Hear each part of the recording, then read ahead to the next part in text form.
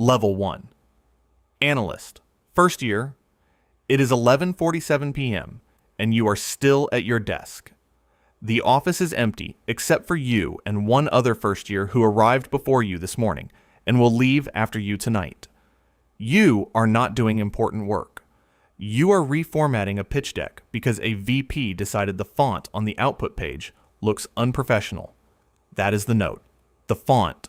Your job is to build financial models, discounted cash flow analyses, leveraged buyout models, comparable company tables.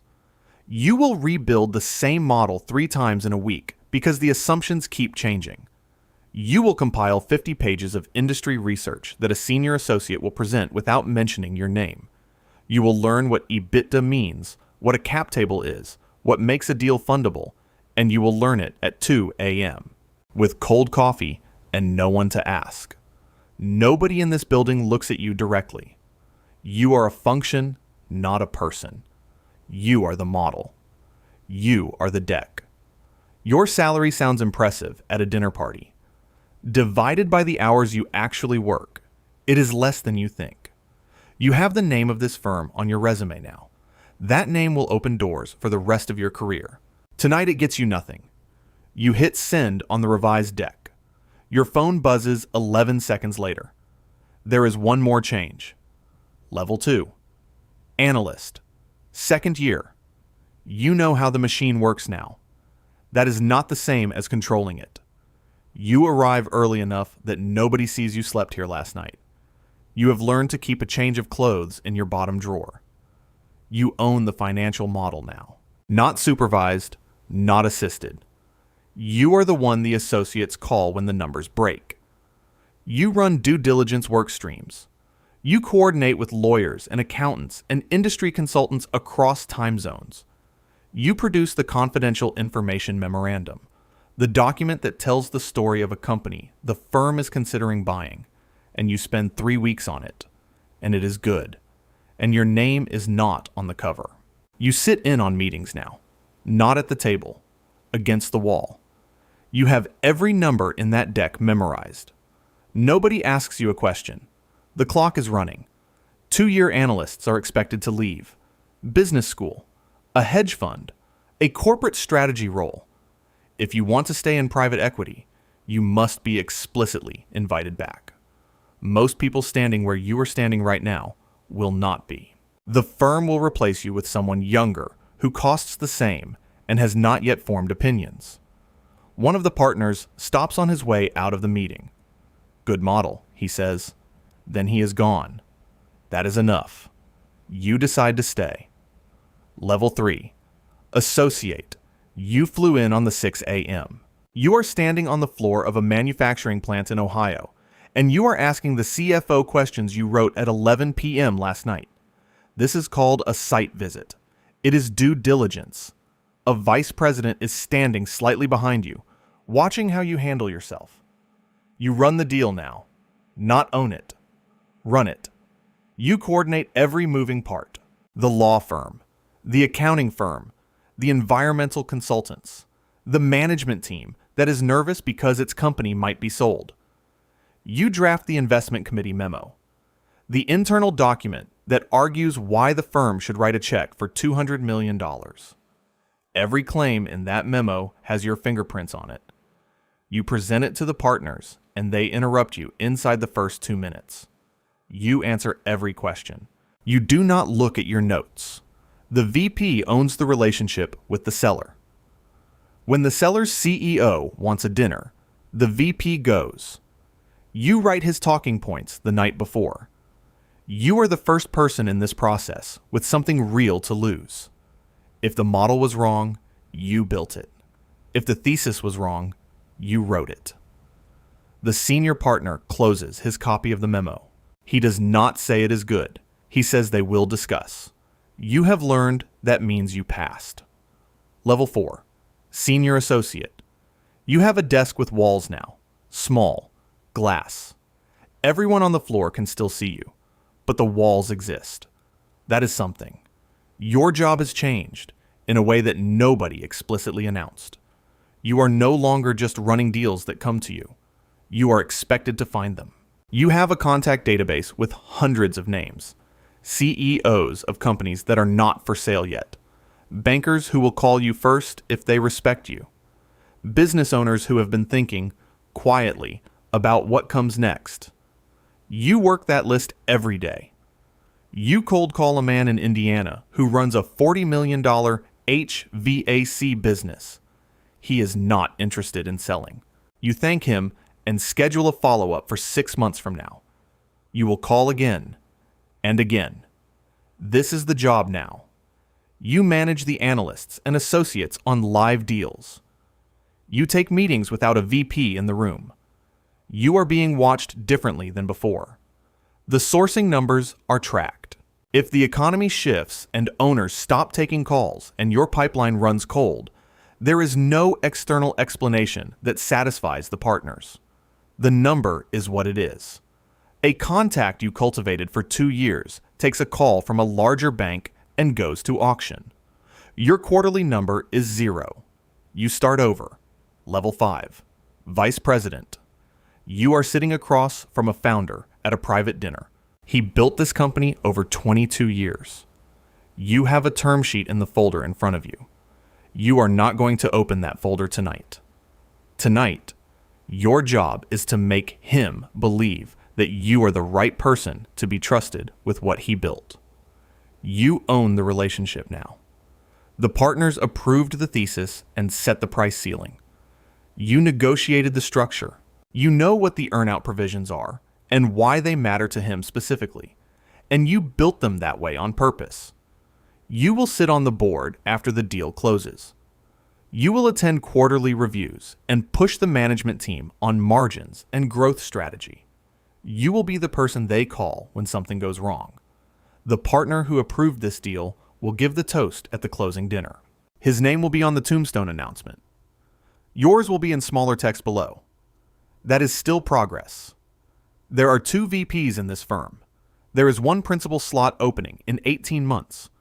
Both of you know this. Neither of you mentions it. Your carry is starting to appear in your compensation. Real money, not salary. Money tied to outcomes. For the first time, you are being paid for what happens, not just what you do. The founder sets down the term sheet. He refills his glass. He says he wants to think about it over the weekend. You have done this enough times now to know what that means. Level 6. Principal. You are in the partners meeting. You are not a partner. There is no nameplate in front of you. You are here because you were asked to present, and when you are done presenting, you will leave and they will discuss without you. Your investment thesis is 40 slides built over 6 months. You mapped an entire sector. You identified the consolidation opportunity. You sourced 3 potential platforms and ranked them. You have a variant view, meaning you believe something about this market that the consensus does not believe yet. That is what the senior partner asks you at the end. What is your variant view? He wants to know if you think independently, or if you execute other people's thinking beautifully. Those are 2 different kinds of useful, and only one of them makes partner. You answer the question. He nods. He says nothing else. You gather your materials and walk back to your office, and you genuinely do not know how it went. The partnership may be full. The existing partners may not want to dilute their carry. You may be the best principal this firm has ever had and spend 3 years in this role before being quietly encouraged to go run one of the portfolio companies. That conversation is framed as an opportunity. It is also an exit. 6 weeks later, the managing partner calls you in on a Friday and closes the door. Level 7. Partner, there is a document in front of you with a dollar figure on it. Your own money. 7 figures. You are being asked to commit it into the fund alongside the LP capital. This is called the GP commit. It means you are not an employee anymore. You are an owner. You sign it, and the managing partner across the table barely looks up because, to him, this is a routine Tuesday. You vote on investment decisions now. You carry board seats. You have LPs whose names you know, whose investment committees you have presented to, whose trust you have spent years earning. When the fund performs, the carry that flows to you is not a bonus. It is a share of the profit on every dollar above the hurdle rate across a fund that may be worth billions. That number is generational if the exits are right. When a deal fails, the write-down is permanent. LPs do not forget. Your track record is public in the ways that matter. The bad vintage follows you to every future fundraise, every future meeting, every conversation about what you are building next. You signed your name to it. That is the job. Level 8, Managing Partner. You are in an airport private terminal, reviewing a fund performance deck before a meeting with your largest LP. Net, IRR. Gross, MOIC.